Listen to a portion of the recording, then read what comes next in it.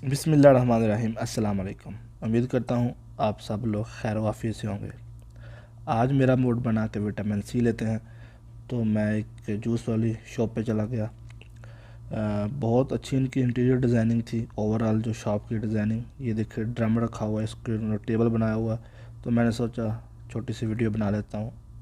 ये देखें, बहुत ही खूबसूरत और ज़बरदस्त। लो जी, हमारा जूस भी आ गया ऑरेंज का, और बिल्कुल फ्रेश जूस है।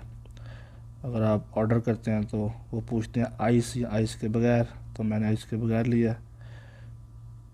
माशाल्लाह, ये देखिए बहुत ही ज़बरदस्त डिज़ाइनिंग है और बहुत ही लाजवाब जूस है।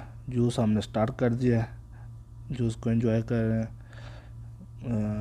ये देखें डिज़ाइनिंग, देखें छत पे, देखें माशाल्लाह, मुझे तो बहुत ज़बरदस्त लगी और मैंने सोचा आपके साथ शेयर कर दें।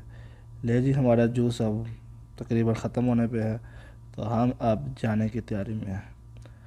और बाहर से भी मैं आपको व्यू दिखा देता हूँ। जूस टाइम ज़बरदस्त इन्होंने डिज़ाइन किया हुआ है और माशाल्लाह ज़बरदस्त। अब ऐसा अपना बहुत ख्याल रखिएगा। फिर मिलते हैं नेक्स्ट वीडियो में। अल्लाह हाफ़िज़।